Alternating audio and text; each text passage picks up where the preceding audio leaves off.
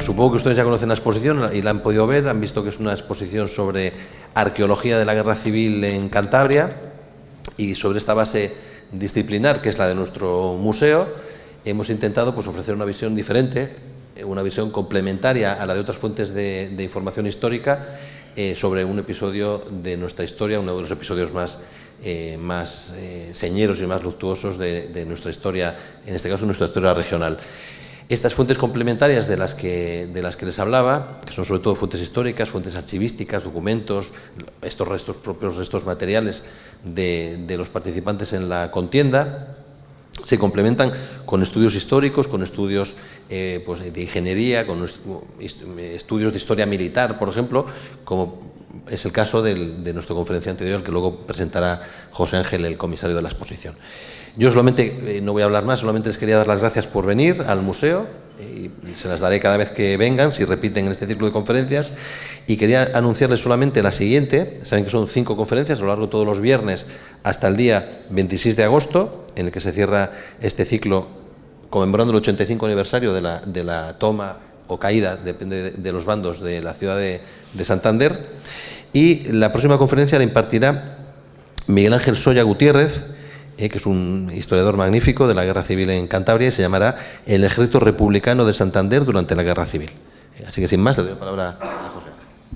Bueno, pues yo voy a ser muy breve. Miguel Espinosa él es militar profesional, está acabando su tesis sobre estos temas en el norte de Burgos. Acabando, ¿verdad?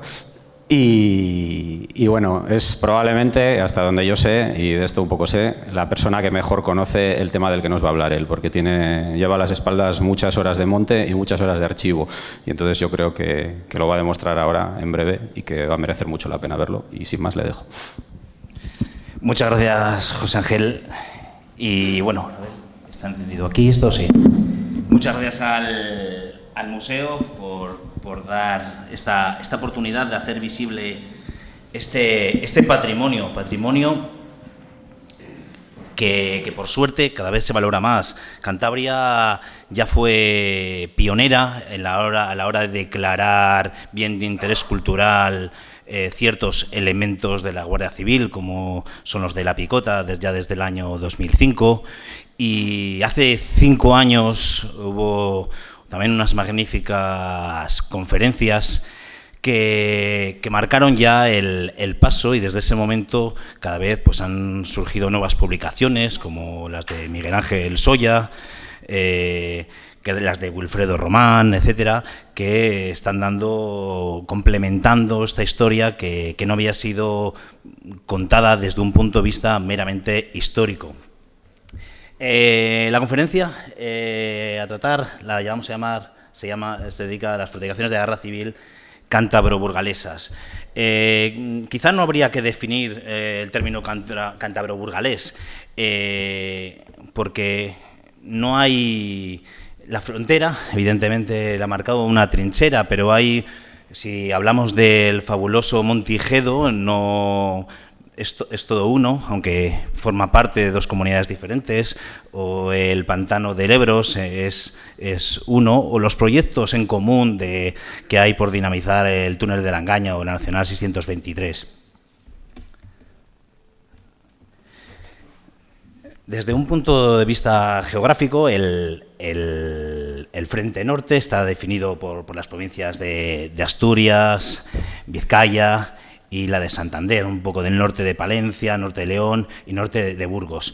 En este caso nos vamos a centrar en lo que es el sur de la entonces provincia de Santander. El frente en un inicio se definió sin combates.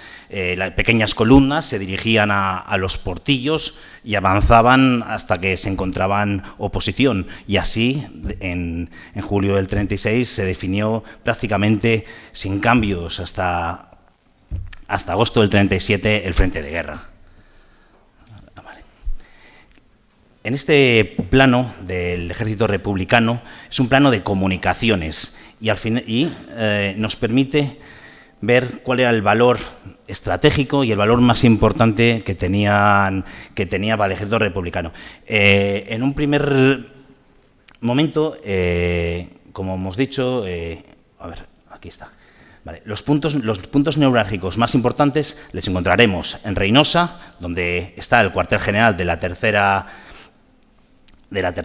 división, en Ontaneda, el cuartel general de la segunda división, y en Oceco.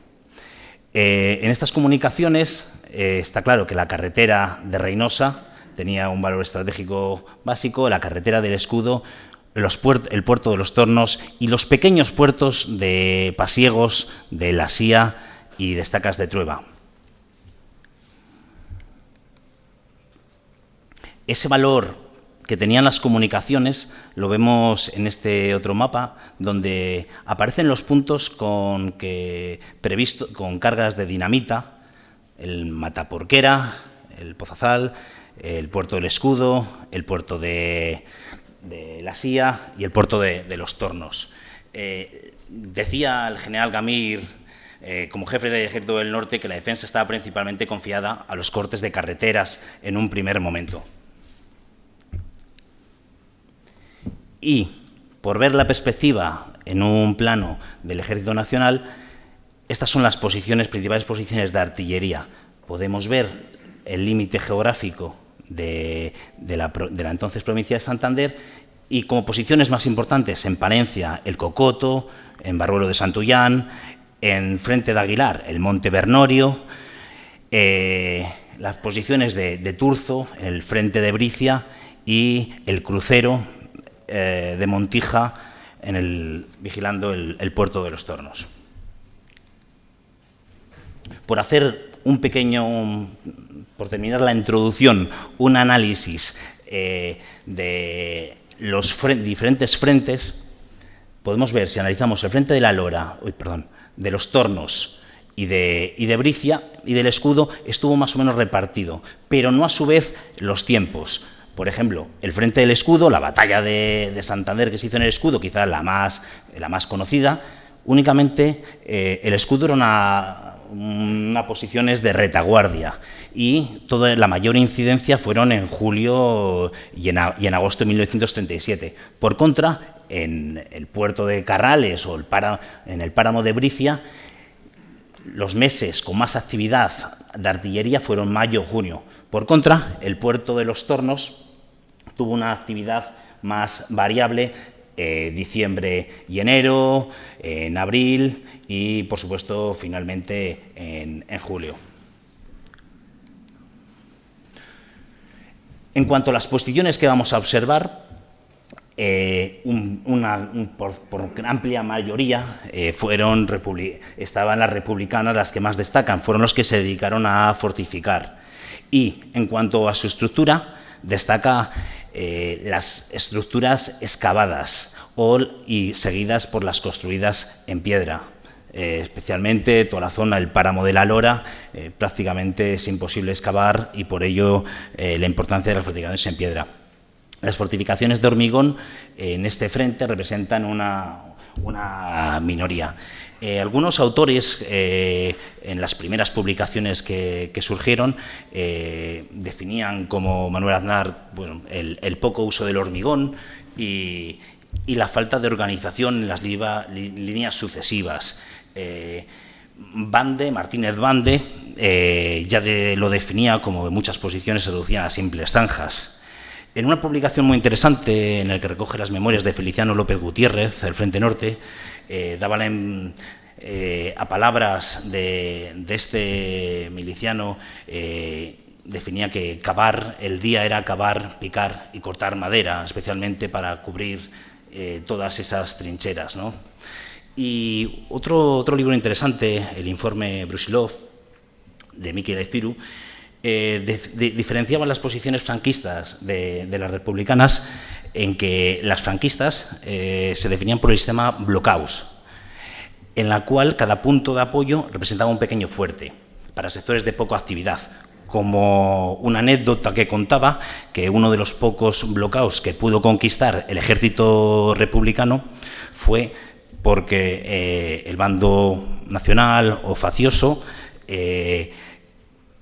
veían que nunca les atacaban y se iban tranquilamente a dormir. En la zona de los Tornos bajaban a dormir a Espinosa de los Monteros. Los republicanos, con inteligencia, vigilaron esos horarios y ocuparon ese bloqueo, bueno, aprovechando la hora en la que se iban. Y las fortificaciones republicanas pues destacan por los planes, porque los planes de fortificación emanaban del subalterno al jefe, en lugar de lo lógico que sería del ingeniero abajo, al peón, y que eran fortificaciones deficientes. Bueno, tras esta introducción entramos ya en la parte más entretenida. En este plano vemos la representación de la segunda brigada de la División 62, que tenía su cuartel general en Aguilar de Campoo. Vamos a ir recorriendo, haciendo un viaje a través de todo el sur de Cantabria, todo el frente norte, de oeste a este. En este primer plano están las principales posiciones nacionales, todas ellas en la provincia de Palencia, en el Cocoto, en el Monte Bernorio y en Villavega de Aguilar. Enfrente podemos ver las trincheras republicanas, ellas ya en la provincia de Santander, destacando, bueno, vemos pueblo de la localidad de Olea, las Enestrosas y esas posiciones frente al Cocoto o al Monte Bernorio. Como ejemplo de estas posiciones, aquí vemos el conjunto fortificado que hay en el Cocoto, con abrigos, bloqueos, todos ellos vigilando. Aquí se puede ver la localidad palentina de Aguilar de Campoo y enfrente tendríamos el Monte Bernorio. Esta es la posición, aquí es otro bloqueo que tiene el control de las vías de comunicación, de Villavega de Aguilar, en Palencia también. Todas ellas son posiciones nacionales.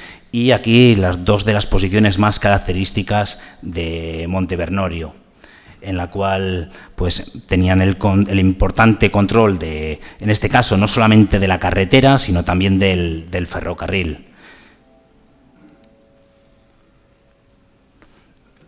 Esta es una de las posiciones, aquí ya vamos a ir en este viaje de oeste a este, pasando tanto de un bando a otro, porque vamos a ver las características de las fortificaciones independientemente del bando y bien, normalmente unas están enfrente de otras, ¿no?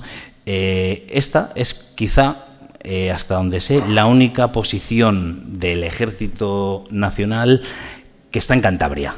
Está sobre la localidad de Rebelillas, ya en el páramo de la Lora, es un pequeño trozo que pertenece a la provincia de Santander, y en el cual pues dos nidos de ametralladoras a los lados, conectado a través de una trinchera de comunicación con un abrigo en el centro. Aquí comienza, desde esta posición comienza lo que era la División 62, estaba dividida en dos brigadas. La segunda brigada es la que está en la parte de Palencia, con el cuartel general en Aguilar, y esta brigada tenía su cuartel general en Ubierna, una localidad a unos 20 kilómetros al norte de Burgos, bastante lejano para ser el frente. Y a su vez la primera brigada estaba dividida en dos medias brigadas, y aquí comenzaba pues la segunda primera brigada. Detrás de esta posición, si la anterior posición la tenemos aquí al norte, todo este valle es el valle de Valderredible. Un poco atrás, dando seguridad, ya en terreno de la provincia de Burgos, apenas la separan 500 metros, encontramos una posición prácticamente similar. Dos nidos de ametralladora conectados por la trinchera con un abrigo.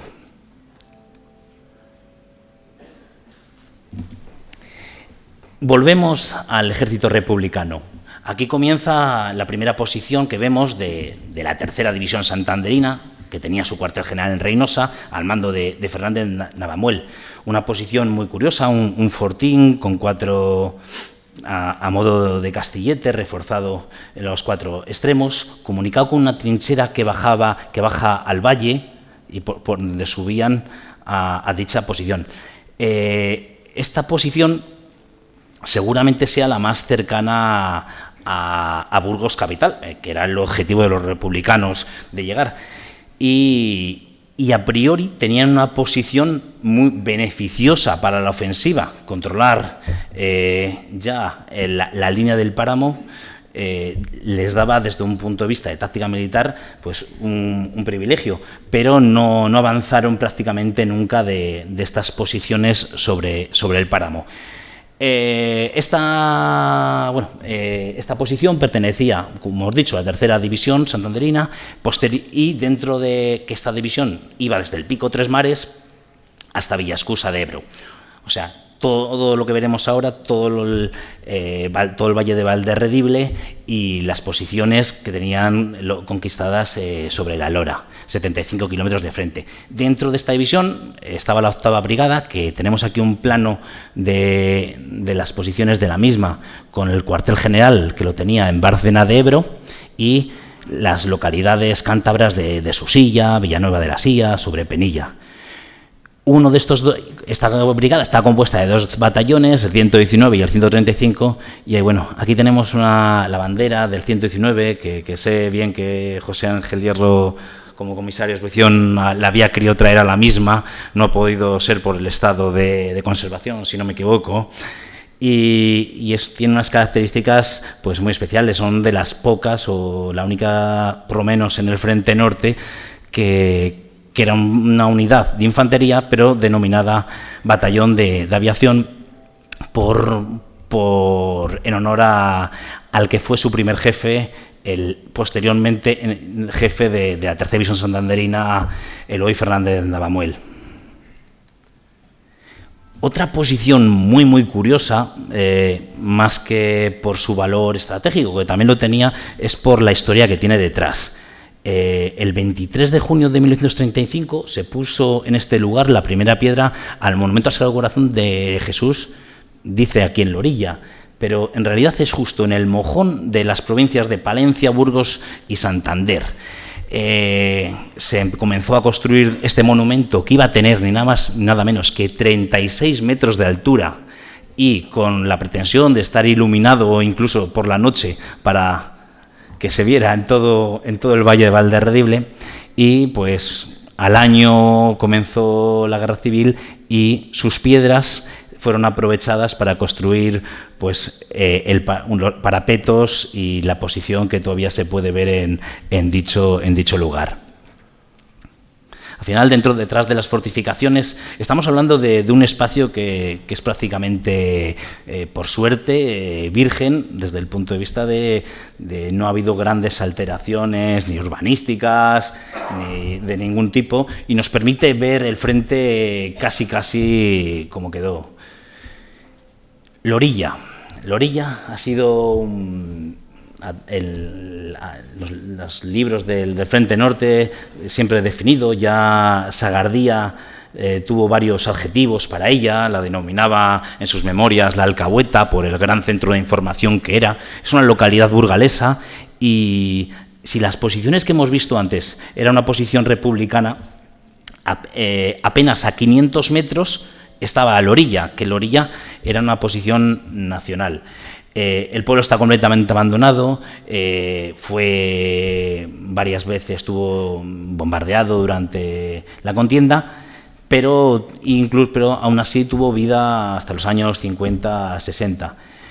En él tenía el puesto de mando del Centro de Resistencia número 2, que iba desde Lorilla hasta Vasconcillos, el Ejército Nacional, y su valor estratégico pues era muy importante, por controlar la carretera que va de Reynosa a Corconte, por controlar todo el valle de Valderredible, y porque, como hemos visto, la posición al oeste estaba a 500 metros y las posiciones al este, que simplemente la siguiente elemento, la fortificación, son republicanas, dominaban ya toda esta línea superior.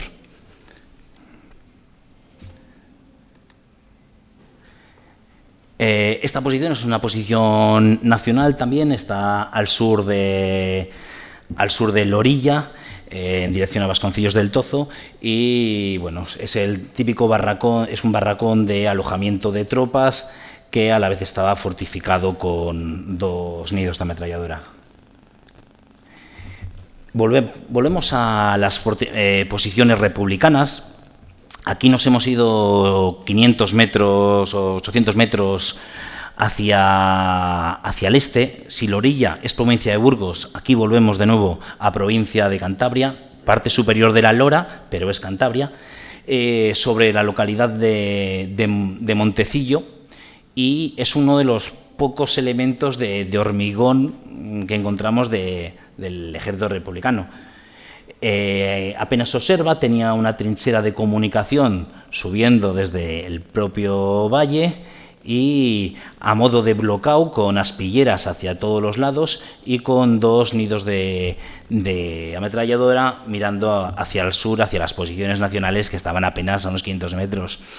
Volvemos a recordar, esto es completamente primera línea de frente. El escudo no lo era. La diferencia principal en el escudo, aunque no se aprecie, hubo más tiempo para fortificar.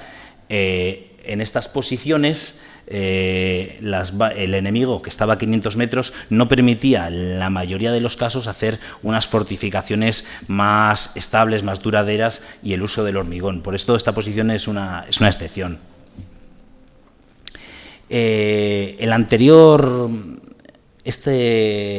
Esta posición, perteneciente a la séptima brigada republicana, que iba desde Lorilla hasta Villascusa de Ebro, la que va a recorrer todo el páramo de la Lora, la vamos a ver mejor en este plano de dicha brigada, la cual estaba compuesta por 2 batallones, el batallón 113 y el 112.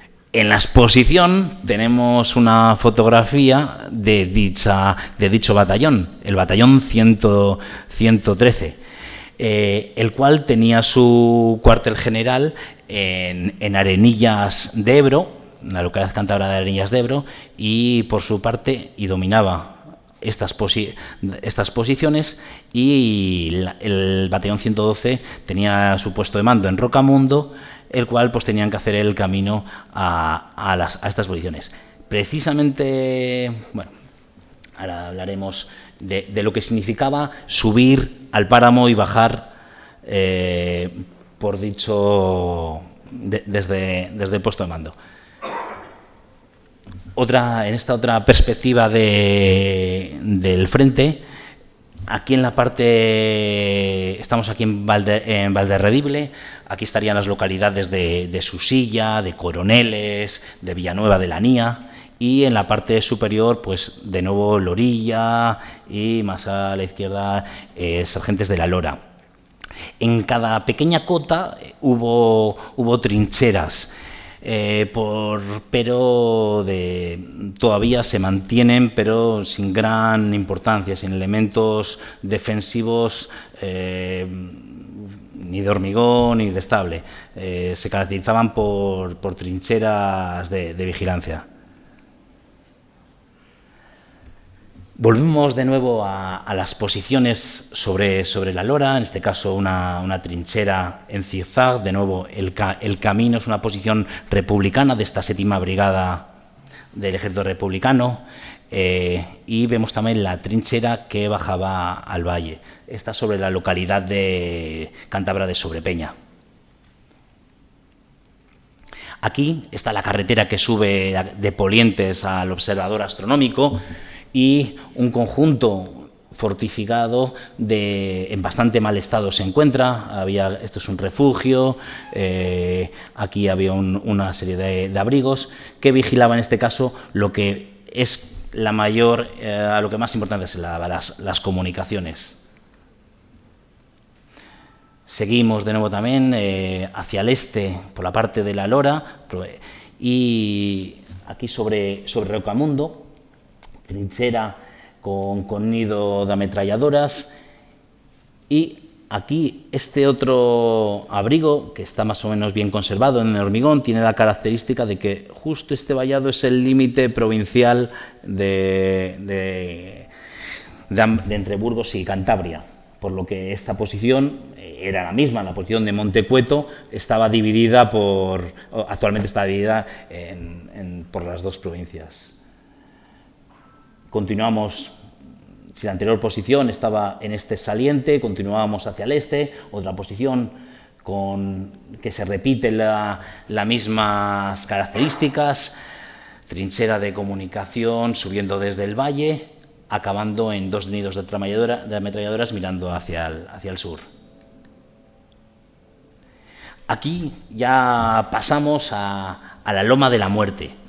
La loma así definida desde un principio son más de 8 kilómetros, prácticamente desde la orilla hasta Sargentes de la Lora, y en el cual vemos excavadas trincheras con la trinchera de comunicación y luego circular, y en el centro un refugio. Esta posición republicana, también como las anteriores, también en dicha loma, tiene unas características abalartadas, con aspilleras, y es de primera línea de frente también frente a las posiciones nacionales de Ayoluengo. Comentábamos la dificultad que tenía esta 7ª Brigada de tener su puesto de mando en la parte en el valle y las posiciones en la Lora. ¿Cómo resolvían este problema? Pues esta es una pequeña hondanada que es en todo el páramo, que hay en el páramo de la Lora, y aprovechando que las vistas eran menos reducidas justo en ese punto, pues vemos pequeños habitáculos que, a su vez, protegidos para lo que es el refugio de las tropas. Llegamos a Sargentes de la Lora. Ya es un pueblo en el que las noticias fue bastante mencionado. Sargentes de la Lora estaba ocupado por las fuerzas nacionales y rodeado por las republicanas. En esta posición republicana, que fue tomada varias veces y vuelta a perder, cambio de manos, vemos 2 nidos de ametralladora con su asentamiento, y atrás tendría la salida hacia la trinchera de comunicación. Actualmente ha sido excavada con muy buena intención. La verdad que es dentro de la provincia de Burgos el único conjunto fortificado que ha tenido un mínimo de atención por parte institucional, por parte del ayuntamiento. Se le ha puesto cartel y se le limpió. Esto, desde un punto de vista arqueológico, puede generar un poco de controversia porque lo hace más visitable, pero ya no permitiría hacer ningún tipo de excavación al haber perdido todo su sustrato arqueológico, al haber introducido maquinaria pesada y haberlo limpiado. Pero aún así ha sido con... No sé si en este caso se permite la buena intención o no, pero por eso viste de tal manera. A través de toda la Lora nos encontramos unas cabañas pastoriles que quizá no nos digan nada. Aparte de su valor etnográfico, fueron utilizadas muchas de ellas, o en su mayoría, como parapetos. Y, de hecho, podemos ver en muchos de los casos cómo se las unió un trozo de cara o se las amoldó para los intereses defensivos. La mayoría de ellas prácticamente son usadas por el bando republicano.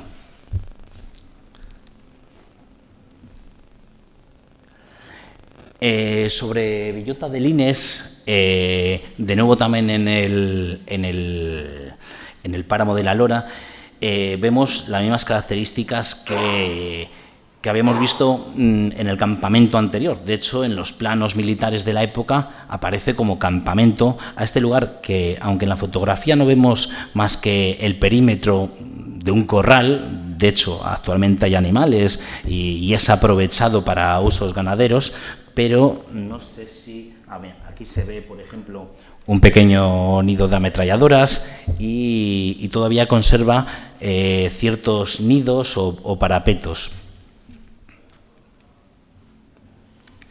Por reubicarnos entre tanta fotografía en los elementos que hemos visto, aquí en la parte roja es todo el valle. Aquí estaba la orilla, posición nacional, con las posiciones nacionales que las cubrían. Esta es la posición que tenemos al norte. Y la denominada Loma de la Muerte es prácticamente todas estas posiciones republicanas que iban desde la orilla hasta Sargentes, con el último bloqueo con 2 nidos que habíamos visto. El campamento que acabamos de ver se encuentra sobre San Martín de Lines.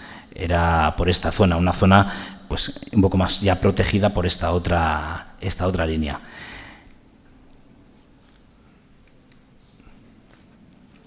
Pasamos de nuevo caminando hacia el este, posiciones en este caso nacionales. La piedra es la que destaca por el dificilísimo excavación en piedras de tal dureza. Y se hacen aparecer pues elementos muy curiosos, ¿no? Como este castillete que tenemos aquí abajo, que a modo de baluarte de tiempos bastante anteriores recuerdan. Otra posición en todo al este de Sargentes de la Lora es la denominada Cuatro Llanas o camino o hoyo de Burgos, en el cual está este campamento, en este caso nacional, protegido con las esquinas, con nidos de piedra y un larguísimo parapeto de más de 1 kilómetro. Muchas de estas posiciones están en el páramo, como ya también Sagardía definió como inhóspito y relataba de perderse entre la niebla. Y hoy en día uno no sé si entre la niebla se perdería, pero entre la vegetación seguro que sí, como esta posición, como este conjunto fortificado que es prácticamente inaccesible a él. Sobre Quintanilla Escalada, estas son unas posiciones nacionales que de nuevo ya cobran la importancia clave que tenían todo en el frente norte, que es el control de la carretera, la conocida como carretera de Santander o de Burgos, pero justo en el borde del páramo, mirando hacia ya la localidad burgalesa, pues estos conjuntos fortificados. Y pasamos el río Ebro y saltamos de nuevo a primera línea de frente, a Orbaneja del Castillo, frente a las posiciones republicanas de Villascusa de Ebro. Encontramos pues este barracón con todo su fortificado alrededor. Y llegamos a Villascusa de Ebro. En esta localidad, hasta ahora, hemos visto todas las posiciones de la primera división santanderina, de la tercera división. En esta localidad comienza la segunda división, la cual llegaría hasta el Cotero Mayor, pasado el puerto del Escudo, la cual tenía su comandancia militar en Ontaneda. Es una posición muy, muy curiosa. Sus muros son amplísimos, cerca de 5 o 6 metros, con la zona que mira hacia el este, a modo abalartado y decreciendo hacia atrás. Las vistas dominaba todo el cañón del Ebro. Bellascusa se encontrará en la parte de abajo, Orbaneja está en esta posición. Aparte de estar en esta posición de la segunda división santanderina, todo esto de las divisiones santanderinas seguramente, bueno, no hay duda que Miguel Ángel Soya lo va a explicar en la siguiente conferencia mucho mejor, por eso tampoco vamos a incidir y seguir viendo las posiciones. Pero en concreto, esta exposición pertenecía a su vez a la 14 Brigada, que tenía su puesto de mando en Espinosa de Bricia, al mando de Cecilio San Emeterio. Siguiendo en Bellascusa, tenemos, pero justo la otra parte, hemos pasado de esta posición aquí, al saliente este, en la cual pues encontramos primero este nido construido con piedra y con ladrillo, la primera vez que nos encontramos este elemento constructivo en este frente, que a su vez, a ver si lo podemos ver, bueno, vamos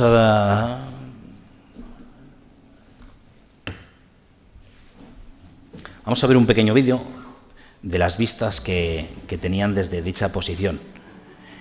El nido de ametralladoras que hemos visto que vigilaba va por un vial y llegaba a este blocao. Blocaos de esta tipología hay 4 continuos al volar en dirección a Espinosa de Bricia. Y además aquí un poco detrás podemos ver los abrigos para las propias tropas. Es un conjunto fortificado bastante interesante. Estamos justo en Cantabria, la parte superior a Bellascusa de Ebro, y es una ruta que está señalizada, no sé, desde 4 o 5 años.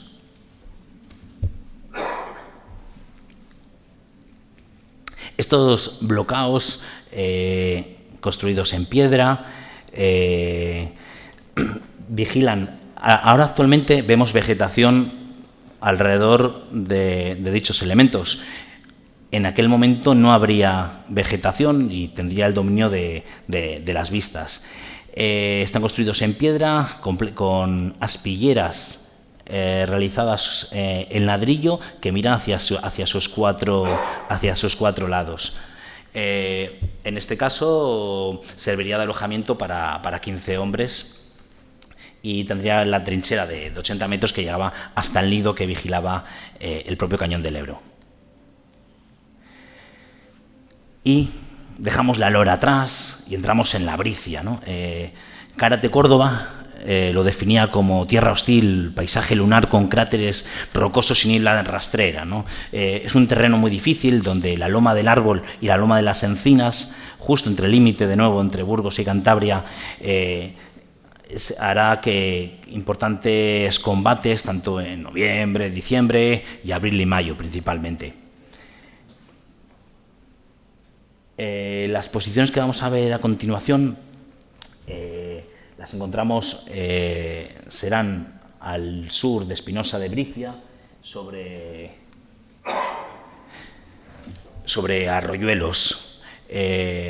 Son unos abrigos con nidos de ametralladora. Justo de nuevo se repetía la estructura, tenía una con trinchera que subía del valle. De nuevo también sobre Arroyuelos, construido completamente en piedra.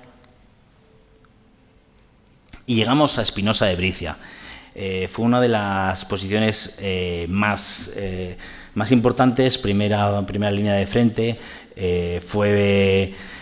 Cambió de bando en más de 3 ocasiones, tenía una situación táctica muy mala. Y como tal, al cambiar tanto de bando, no había un plan de fortificación, son estructuras defensivas construidas sin mucho criterio, como se puede ver, cuesta entender las propias trincheras que fueron realizadas no sin esfuerzo, ¿no? Y con el tiro enemigo muy cercano. Otra posición también de Espinosa de Bricia, no dejan de ser, sin más, simples zanjas, en este caso. Y esta es una de las posiciones claves de todo Bricia, la loma de las Encinas. Esta posición en poder republicano, que en este caso ya de la 6ª Brigada, que tenía su puesto mando en Ruanales, era el punto, una pequeña loma que mira hacia el sur, que mira hacia Burgos, y su control era la clave para el dominar todo el páramo de Bricia. Era un verdadero reducto, el cual está comido prácticamente por la vegetación actualmente, y vemos uno de tantos ejemplos que hay de cómo se va destruyendo, en este caso justo por cómo pasó ya en los años 70 un conducto de gas por justo en medio de uno de los 3 reductos, de los 3 baluartes que componían el reducto de la Loma de las Encinas, el cual, pues, la construcción es excavado y en los puntos más singulares la construcción en hormigón. Pasamos de nuevo al bando nacional, continuando hacia el norte, en este caso a la localidad de Cilleruelo de Bricia. Si Espinosa de Bricia es Cantabria, Cilleruelo de Bricia es provincia de Burgos. Apenas la separan 2 kilómetros, pero fueron la anterior posición en el bando republicano y esta en el nacional. La propia localidad, si la anterior tenía una muy mala posición estratégica, esta al contrario tenía una buena posición. En esta loma, la fotografía no lo permite justo, hay una trinchera en zigzag, acabando con varios nidos, cerca de 12 nidos en cada punta del zigzag, protegían la localidad por el sur, y por el norte, como veremos, una trinchera con más nidos la protegía, llegando hasta el denominado Castro de Bricia. Esta localidad ha pasado sobre todo dentro de la historia de la Guerra Civil y del Frente Norte, porque a finales de mayo hubo varios bombardeos con proyectiles que contenían gases químicos. Ha habido bastante debate si era porque era munición en mal estado o por si fue intencionado.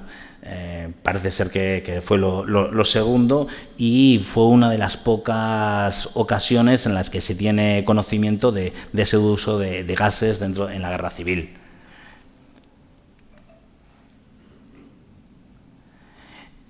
Aquí nos encontramos sobre, en la parte de abajo, Cilleruelo de Bricia, aquí a la derecha todo el valle de Valderredible y la trinchera que vigilaba y dominaba sobre Cilleruelo.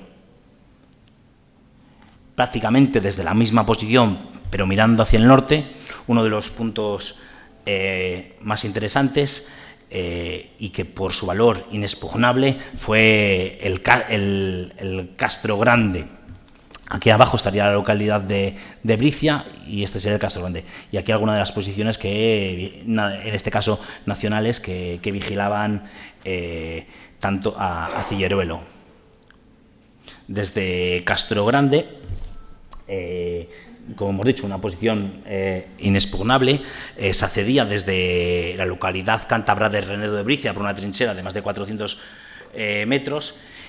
Y una anécdota que aparece en un diario de operaciones de esta división, Los Nacional, decía: llegaron con bandera desplegada hasta la cumbre del Castro, no pudiendo mantenerse en ella por la gran cantidad de bombas de mano que los republicanos arrojaban. Bueno, suena bien, pero está claro que no llegaron porque era imposible, prácticamente. Un lugar que tenía un valor estratégico importantísimo. Él controlaba la carretera de Burgos-Santander aquí a la izquierda y prácticamente inaccesible atacarla. por contra, tampoco permitía un avance. Aquí tenemos a la localidad cántabra de Renedo, con el ramal de 800 metros que subía hasta el Castro Grande.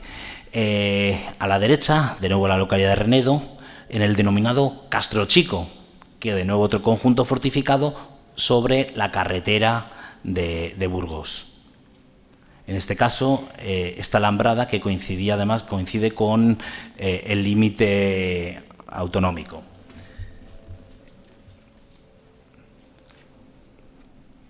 Otra de las posiciones más conocidas, conocido como búnker de Marul, en el cual la palabra búnker, como ya nos dejó claro hace 5 años José Ángel Brena, no es una palabra correcta para denominar las fortificaciones de la guerra civil, pero sí podríamos hablar en este caso de un abrigo activo o de realmente un fortín, el cual estaba culminado por este elemento más característico que se ve desde la propia carretera nacional, el cual está, en este caso, mirando hacia Santander a la derecha, al otro lado de la carretera nacional, el cual estaba enfrentado al Castro Grande que hemos visto antes. Este plano que le tenemos justo ahí atrás es el plano de la Quinta Brigada, la cual tenía el puesto de mando en Cilleruelo de Bezana. Son las posiciones que vamos a ver a continuación, perfectamente reflejadas en dicho plano. Sobre la localidad de Villanueva de Carrales, de Hormigón, encontramos esta posición republicana a modo de baluarte, un nido de ametralladora con refugio, la cual llevaba, como curiosidad, el nombre como si se han fijado en detalle en este plano, las posiciones republicanas tenían diversos nombres, en algunos por jefes de otros batallones o de otras brigadas. En este caso recibía el nombre de Komsomol, por ser por la organización juvenil del Partido Comunista de la Unión Soviética. Otra posición está la denominada Berna, sobre el monte Cielma, también posición republicana. El nombre de Berna viene por Antonio Berna, jefe de la Tercera Brigada Mixta. Esta la posición Macías, por Ignacio Macías, un brigada de carabineros de Santoña, en la cual es curiosa porque la trinchera de comunicación llega a una trinchera circular y en el centro el alojamiento para las tropas. Sobre la localidad burgalesa de Virtus, en la cual estaba el puesto de mando del batallón 125, encontramos unas cuevas que hay a escasos metros de la localidad, donde todavía en sus paredes podemos ver la marca del nombre del batallón y junto con otro grabado. La posición de la ermita, junto a la localidad de Montoto. Aquí en su momento hubo un despoblado, el despoblado del Totero, y durante la Guerra Civil, con la construcción, todos los restos que quedaban de la ermita desaparecieron, pero dieron nombre a dicha posición, en la cual fue bombardeada en varias ocasiones y los refugios o el bloqueo que estaba compuesto desapareció. Esta es la posición Martín. También el nombre, en este caso por Victoriano Martín, jefe de la Sexta Brigada. Había varios bloqueos, los cuales también desaparecieron, el último de ellos por la instalación de una torre eléctrica, pero aquí en la fotografía podemos ver como la trinchera en zigzag. Hacíamos al principio también referencia a las memorias de Feliciano López, y que estuvo destinado en este punto, y hablaba de que había un túnel con salida camuflada y que parecía hacer una carretera y que estaría justo en este punto. Coincidiendo con el camino estaría la trinchera de acceso desde la localidad de Quintana en Tello. Enfrente de dicha localidad encontramos las posiciones más trincheras en zigzag del monte Coronía. Trincheras, no está claro, no aparece en ningún plano, pero por las características que tienen y por comprobando en las ortofotos la antigüedad que tienen, etcétera, creemos que pueden ser trincheras anticarro o antitanque, y llegamos a una de las posiciones de las cuales no podemos enseñar nada, pero más literatura, sobre todo italiana, hay, ¿no? La posición de Picones. Fue un conjunto fortificado aprovechando las propias rocas, fantástico, se denominada como posición inexpugnable, pero que prácticamente desapareció bajo las explosiones del 14 al 16 de agosto del 37. Los italianos la llamaban Picones, realmente si miramos un plano de hoy en día se denomina Monte Mojo, pero y para los republicanos era conocida como posición Barba, por Manuel Barba como jefe de la sexta brigada. Continuamos hacia el norte, casi llegando al escudo, otro conjunto fortificado con varios elementos, un baluarte, un abrigo en la parte superior, vemos el uso del hormigón. En las cabañas llegamos a cabañas de Virtus, en las faldas del escudo, cuevas excavadas como refugios antiaéreos, los cuales en Cantabria, muy cerquita, tenemos dos ejemplos: el que había en Orzales, junto al aeródromo que hubo en dicha localidad, o uno recuperado pero perdido porque en la población, porque si se recuperó hace aproximadamente, no sé si 10 años, 8 años, actualmente las entradas están llenas de vegetación y es una pena, porque es un atractivo interesante y más en esa zona que es primera línea de frente. Esta posición que vemos aquí, una trinchera en zigzag, tiene bastante importancia, aunque tampoco aparece en los planos. Las trincheras de Somaido, porque fue uno de los principales sitios por donde accedió, por la propia ladera, por donde accedieron los italianos en el avance final de agosto del 37. Aprovechando las rocas, entre las rocas son por la posición conocida, llamada por los italianos, por los Roccioni, la Magdalena, en la cual más de 2.500 metros de trincheras con numerosos nidos de ametralladoras excavados en la propia roca. Trincheras, aquí está la subida, la carretera del escudo, y esta es la Magdalena, que a la derecha estaría el puente. Este sería más o menos el límite provincial.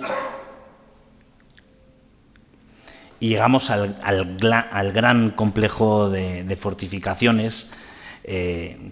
Casi la literatura italiana, algunos como Renzo Segala decía casi inexpugnables por naturaleza. Hay que recordar que son fortificaciones de retaguardia y casi 5.000 kilómetros de trincheras en zigzag de diversos tipos.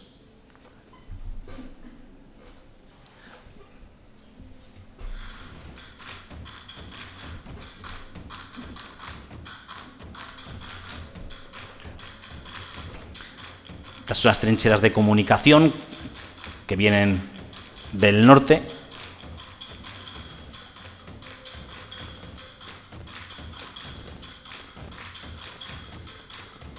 Kilómetros y kilómetros excavados. Y en la falda sur seguimos viendo más trincheras, en estos casos con la curiosidad de que aquí se aprecian las zonas de desagüe de la trinchera.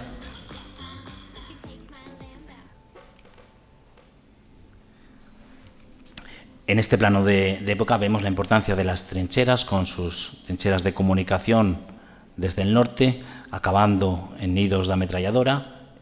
Aquí estaría justo actualmente la pirámide, conocida como pirámide de los italianos, y aquí la falda sur, de nuevo, que acabamos de ver en el último vídeo, también atrincherada. Todo fue una gran fortificación. Se ve mejor quizá en esta este montaje de fotografías aéreas de época. Aquí vemos las trincheras al sur del escudo, aquí las que van hacia el puerto de la Magdalena, que estaría justo en este punto. Aquí estaría el punto del escudo, aquí estaría la Magdalena y aquí el Cordal de la Magdalena. Un auténtico conjunto fortificado que llenó ya en su momento de titulares, ¿no? Todas ellas son noticias nacionales. La batalla del escudo ha sido un prodigio del arte de guerrear, encumbrando al necesitado de noticias, al ejército italiano, principalmente al cuerpo de tropas voluntario, que estaba tan necesitado de noticias que les alabasen.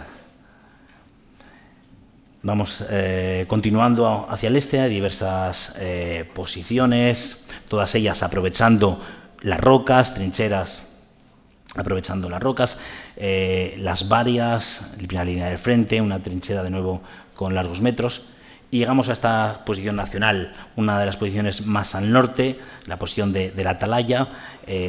La única tipo de construcción son construcciones con piedra, no hay hormigón, prácticamente no están excavadas, no tienen un gran valor más que el estratégico por la posición que tienen.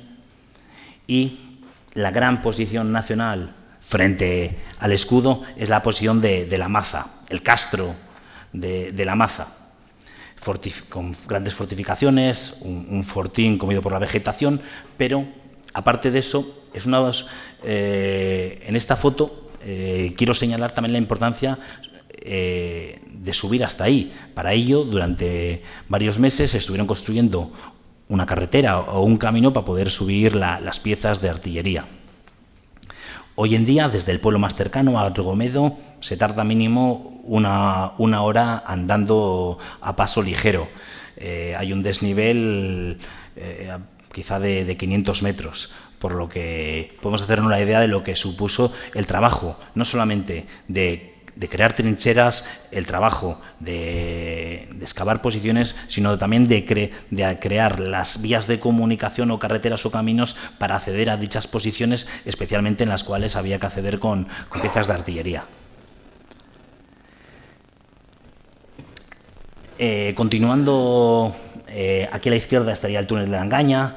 Esta es la posición de la Churra, lo denominado los Montes de Somo, ya en la zona al sur de Espinosa de los Monteros. Vemos trincheras republicanas, más tipos de trincheras. Y sobre la localidad de Espinosa de los Monteros, la localidad más importante en poder nacional que cerca del Frente de los Tornos, encontramos estas posiciones que hoy en día apenas se aprecian, pero rodeadas vemos las características que podían tener: una trinchera que la rodeaba, una alambrada roble rodeándola, una trinchera en el centro, rodeando a su vez, y en el centro un refugio. Estamos en el puerto de Estacas de Trueba. Justo aquí tenemos el cartel autonómico, de los carteles.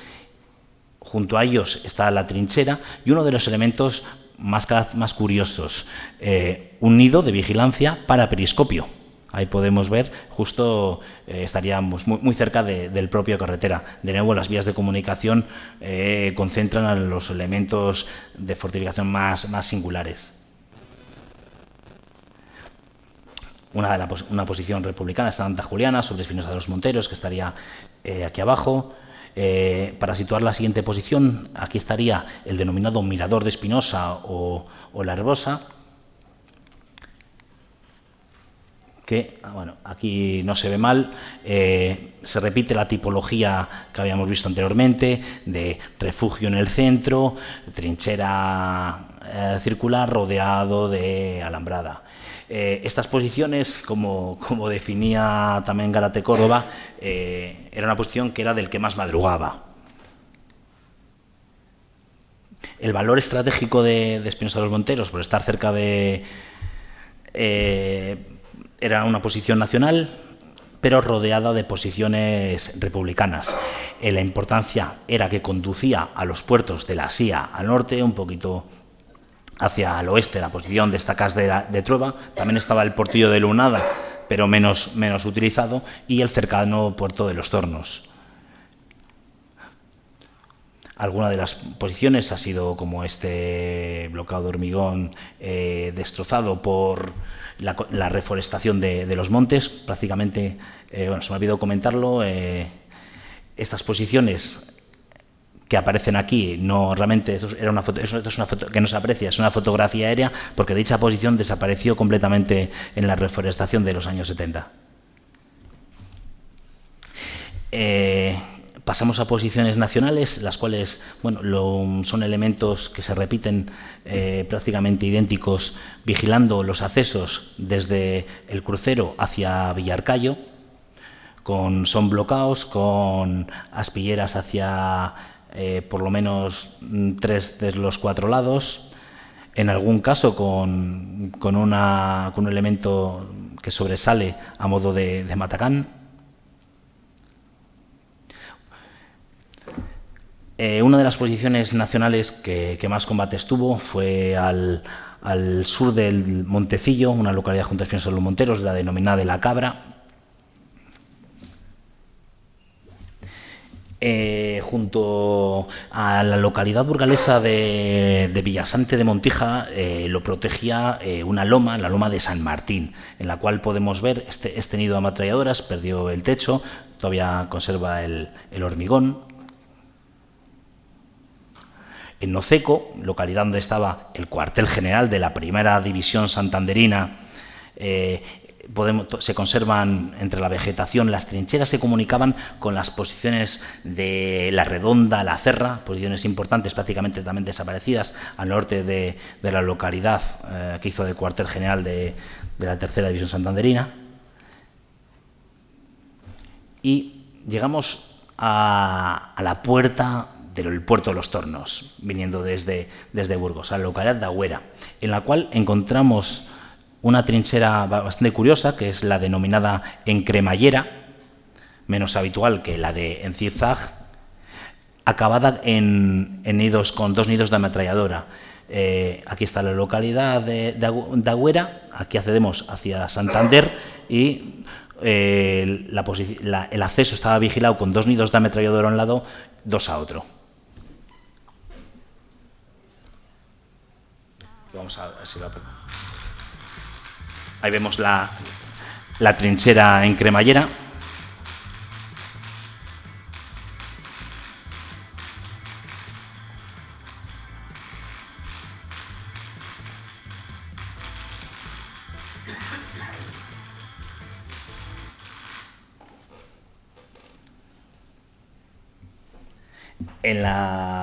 Un refugio antiaéreo en este caso, en la localidad cercana de Bercedo, también en el mismo, justo en este límite prácticamente entre Burgos y Cantabria.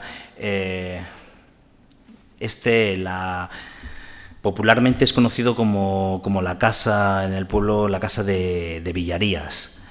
Pero realmente no hay ninguna prueba de que en dicha casa tuviera el cuartel general Villarías como jefe de la primera división. De hecho, el cuartel general lo tenía en Noceco. Aquí sí que está el cuartel general de un batallón de dicha división. Y estas posiciones son republicanas. Aquí tenemos una posición nacional en los denominados Montes de la Peña, sobre Quintanillas o Peña, en la cual se conserva un grabado de los zapadores minadores italianos. En este mapa, para ubicarnos, aquí está el puerto de Los Tornos, aquí estaría justo lo que es donde culmina. Aquí estas trincheras son el denominado Ventorrillo de Los Tornos. Aquí las trincheras que hemos visto en Agüera, y aquí estaría la exposición, el crucero de Montija. Vemos la cantidad de fortificaciones que tuvo dicho punto para controlar el acceso hacia Los Tornos, hacia la Nestosa, Ramales de la Victoria. Y por último, la última posición es en el mismo puerto de Los Tornos. Se conservan las trincheras de un elemento defensivo de época carlista que fue aprovechado durante la Guerra Civil, como en otros puntos también del frente. Este hecho fue más popular especialmente en el Valle de Mena, ya lindando con Balmaseda, pero aquí tenemos esta característica. Aquí en Los Tornos no era primera línea de frente, pero sí una posición muy importante, pues había pues depósito de intendencia y parque de artillería. Y bueno, para terminar, ¿qué hacemos con todo esto? Todo esto que hemos visto. Pues hoy en día, ya lo estamos viendo aquí en Cantabria, al igual que en todo el Estado, hay muchas noticias, ¿no? Auge turístico del paisaje de la Guerra Civil, el turismo de batalla hace negocio, hablan de negocio, de turismo, no de patrimonio, pero vemos que tiene un interés. De hecho, pues hay visitas guiadas y incluso esta foto es en Fitur, donde se promociona la batalla del Jarama, junto con otras, la ruta Orwell en Huesca, etcétera. Pero la realidad que hay en la mayor parte de los casos son pues que fortificaciones destruidas por torres telegráficas, aquí como hemos visto anteriormente en Bricia por canales de conducción, por molinos eólicos, están destrozando numerosas posiciones, por reforestaciones o simplemente furtivismo con los piteros que destrozan dichas posiciones. Por ello, lo que queda para que lo que se debería pensar es su conservación. Para ello, pues hay que protegerlo como se hizo aquí con la picota, como se ha hecho en Bilbao, en Vizcaya, con el cinturón de hierro. Conocerlo, para eso están los arqueólogos. Se puede conseguir mucha información que la única manera es mediante el método arqueológico, y valorarlo y darlo a conocer, como se está haciendo aquí a través de esta exposición y de estas conferencias. Muchas gracias.